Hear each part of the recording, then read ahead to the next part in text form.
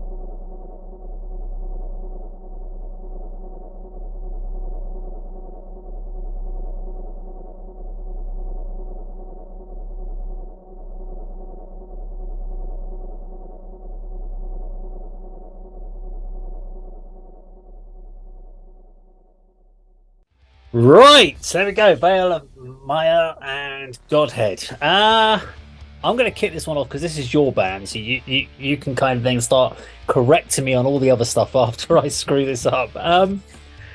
Is this kind of mathcore area of music? I'm guessing. Yeah, there are elements of that. Dillinger Escape Plan. Yeah, are an influence. Okay. The main influence is clearly Meshuggah, though, isn't it? If you say so, okay. Like I've listened to Meshuggah, probably maybe one song of theirs. But okay, Meshuggah, you've mentioned Meshuggah a lot in video, so I'm gonna your stuff there. I would say did make me reminded me of the band Make Them Suffer, or Make Them Suffer we did with Doom Switch. Not this feels more extreme or heavier, but of a similar ilk. I kept thinking the song was about to stop, then it kept starting again. Just every dun dun dun dun dun dun dun. What the hell is it? Is it over? Isn't it over? I don't know what's going on. I got myself completely fascinated with actually just from the technical aspect of how do they get the guitars so they don't get that consistent bleed. Because when you do mute something and you chug it down and they go dan dan dan dan dan dan, you naturally will always get bleed from the guitar, unless you've got some severe gating going on. So I'm more intrigued in how they do that effect than the actual song itself. Although I did really enjoy the song. Considering that song was only 3 minutes something, it felt long to me because it was making me work my arse off to flow with it. Because it's not a song that you would never say there's a natural groove to this. This song makes you work for your enjoyment. It's like the thing is, there's so much to enjoy about it, but you have to work in it. You can't just sit back. It's not like, I'm going to crack a beer open and just chill out and sit back and enjoy the sunshine and listen to a bit of Vale of Maya.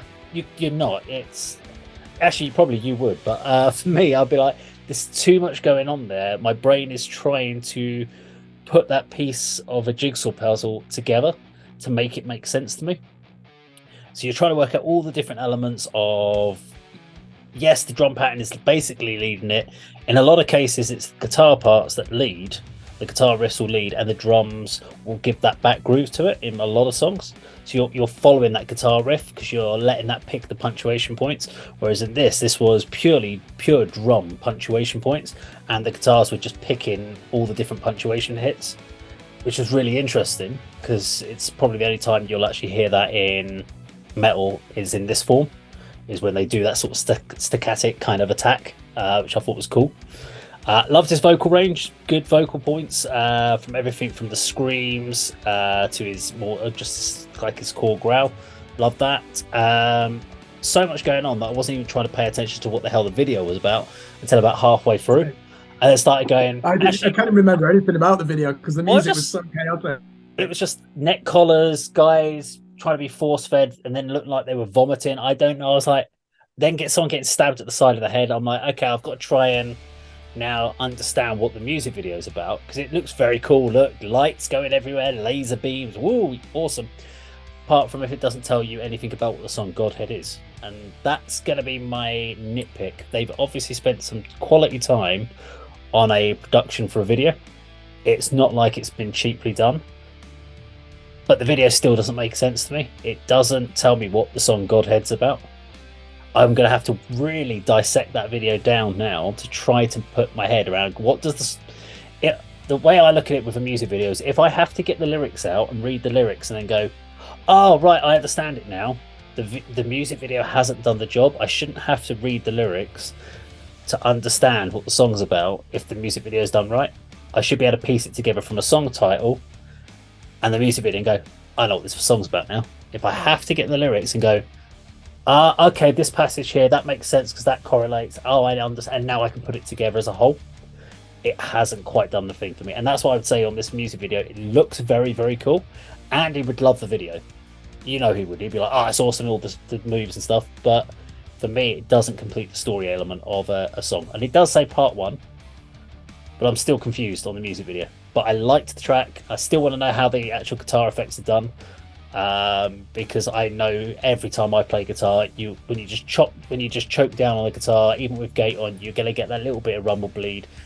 You could say it could be down to studio effects and how they've done it in the studio, but then how do they perform that live? There's got to be a setting that they're using, and I'd be intrigued to know how that's done. But yeah, I'll leave the rest to you.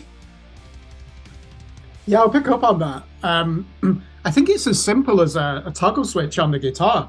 Because I remember watching an endorsement from Reba Myers, the guitar player from Code Orange, and they do that, where there's a glitch and then there'll be this staccato element and it cuts everything out with perfect silence. And she was demonstrating on the guitar. So perhaps that's how Mark Akubo does it. What a guitar player he is. You only heard a bit of shredding in that. You're right. There's definitely a mathcore angle to this.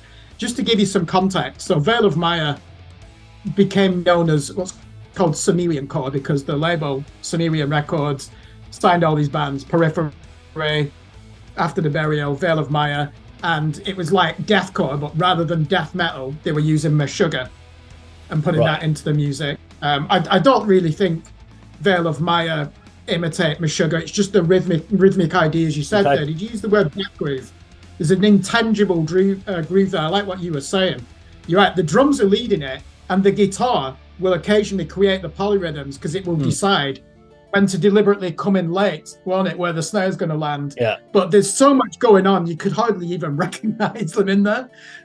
For you who's not heard this band before, Lucas Magyar, who's the singer on the last two albums, he's like Spencer Sotelo. He has a really good rock voice as well, which he didn't perform in that song. The last few singles from this band just keep getting even more vicious.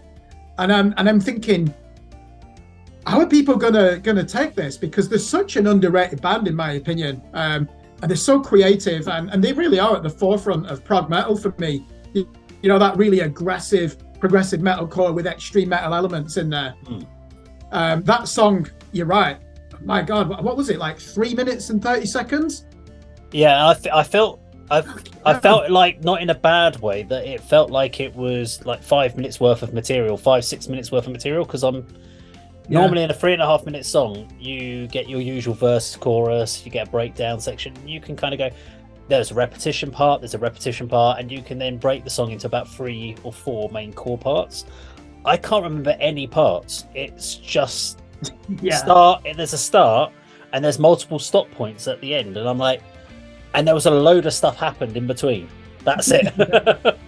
It's like when we did a reaction to the Periphery single on the day it was released. Yeah. There's a bit more space to breathe in that song still, isn't it? I mean, that was 7 minutes, and obviously the saxophone solo, and then that crazy ending. But we said after that, you can't really react to these bands on first listen. And this is an even more extreme example, because they're like Periphery, but on steroids, aren't they? With a lot more glitch effects in there as well. And like, there must have been about 20 guitarists in that song. So that's why I agree with you. It's gone in a lot more of a mathcore element, a bit like that band Frontiera, but with absolutely no repetition whatsoever. One thing I'm always critical of this band, I never hear the bass guitar in the mix. And he's a top bass player as well. I think he's called, is it Danny Hauser? I've seen him like Sweet Neck on YouTube. Well, yeah, it's got to be like drop F that, isn't it? A drop G, possibly. Yeah, I mean, if the thing is once you get into the lower tunings, you lose a lot of the bass unless the guitars go much higher. Also, the other thing to think about is if the rhythm is locked to the drums, then every time there's a drum hit and that's where they're hitting the bass, you're going to lose the toner completely because the drums are going to take those frequencies.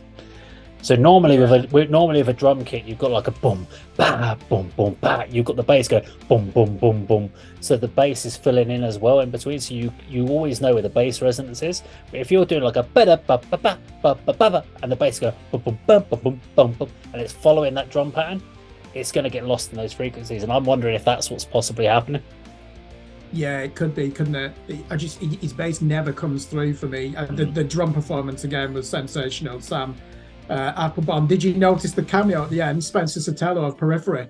That's why I made sure to watch the end credit, because when I saw the face at the end, I was like, that's Spencer. And it was. I didn't pay that much attention to the faces. Yeah. So to me, obviously Periphery get most of the credit, don't they, for creating this type of complex modern prog metal where they've taken Meshuggah and Dillinger Escape Plan and even Killswitch Engage and Dream Theater and put it all together.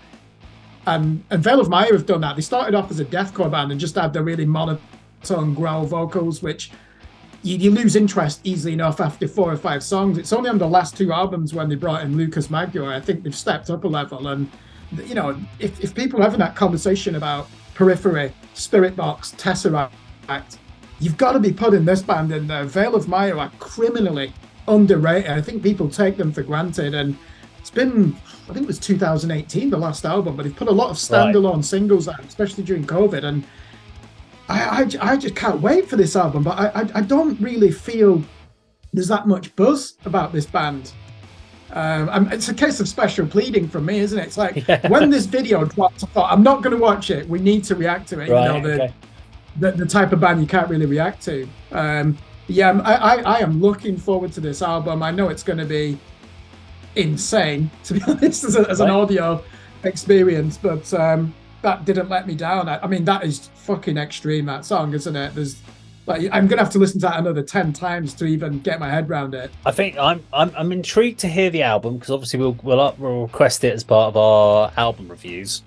But in a way, I'm intrigued to hear it, to see what the whole album feels like. But if I get an album of that, my brain's gonna hurt. I'm gonna have a headache by the end of the night, because doing 8 songs like that, trying to break them down in my head about how I feel about them, I'm like, I have no idea what's going on anymore.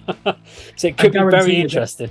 I guarantee you won't get 10 songs like that. You will be surprised if you go back and listen to some of the recent singles. Right, Lucas can sing like Spencer of Periphery. They're best friends. You know, they have a similar style. They're both unique. Spencer says he's the better singer of the two. And there's a song on the last album called Pool Spray. The vocals on that are fantastic. It's actually, you would call it metalcore. So if I was to introduce you to this band, I wouldn't start with this single. I'd probably start with Viscera, which was a single they released during lockdown, which is probably the best thing they've done in the last 5 years. But yeah, this definitely, yeah, you will be surprised. You'll even get R&B elements with this band. You wouldn't think so, listen to that song, would you? No, it'll be interesting. More from a large well of influences. Well, when's the album due to come out? Not announced yet, so it's probably going to be middle of this year, probably last quarter of this year, I'd assume. Yeah. Well, hopefully we'll get the advanced copy. We can check it out and give our own full breakdown with Andy involved on that one. Should be good. Definitely. Right. Well, that was Veil of Maya, and the song was Godhead. Now, if you like the video, please do like, share, and subscribe, and we'll see you on another video sometime very soon. Take care. Bye-bye.